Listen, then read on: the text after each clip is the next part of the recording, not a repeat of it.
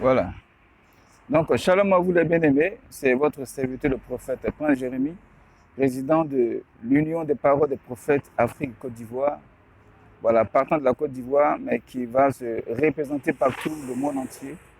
Voilà, parce que ce sont des prophètes qui ont commencé à diriger les peuples à partir du prophète Moïse. Il n'y avait pas de roi, mais il y avait un prophète, voilà, qui caractérisait un roi, un administrateur, un ambassadeur, un prophète, un homme politique. Il était tout à la fois. Parce que Dieu sait tout, il voit tout, il entend tout. Voilà. Parce que pour gouverner, c'est avec l'esprit de Dieu, qui est l'esprit de la royauté. Et l'esprit de Dieu parle au prophète. Voilà pourquoi le prophète était au commencement de la direction des peuples. Mais Israël, par jalousie, a réclamé aussi un roi. Donc aujourd'hui, on parle de président de la République. Mais je voudrais partager avec vous un petit message. C'est-à-dire, il s'agit d'un songe qu'une de mes filles m'a appelé pour me dire. Voilà, son songe n'était qu'une confirmation. Voilà. Donc, dans son songe, elle s'est vue chaussée de chaussures lesquelles, en Côte d'Ivoire, ce sont des chaussures qu'on porte pour jouer le football qu'on appelle le maracana. Donc, ces chaussures avaient la couleur orange, blanc, vert. Voilà. Et selon Ephésiens 6, verset 12, la Bible déclare que nous avons à nos pieds le zèle comme chaussure.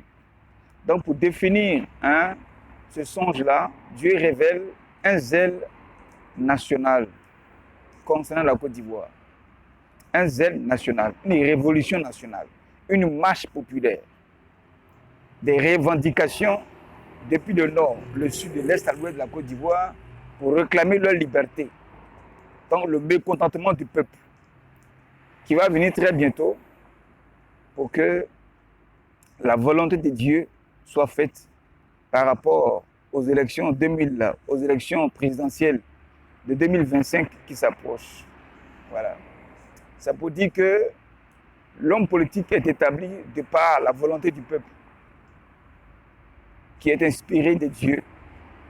Voilà. Donc si le peuple se lève pour marcher contre l'homme politique qui est établi, cela revient pour dire que le peuple n'est pas content de lui.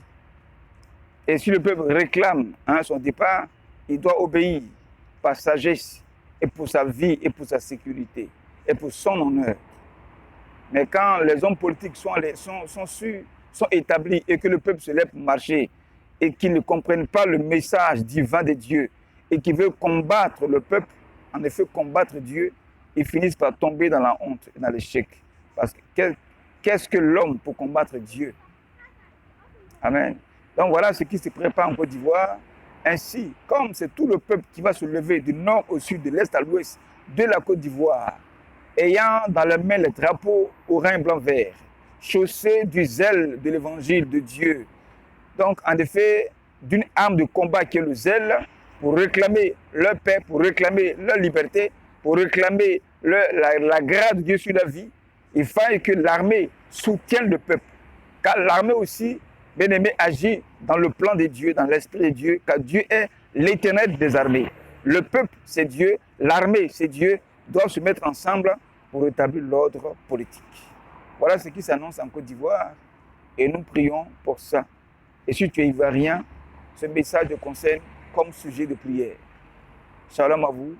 Et ce message concerne aussi à tous les prophètes et à tous ceux qui prient pour la Côte d'Ivoire en tant qu'intercesseurs. Donc shalom à vous et partagez cette vidéo. Shalom.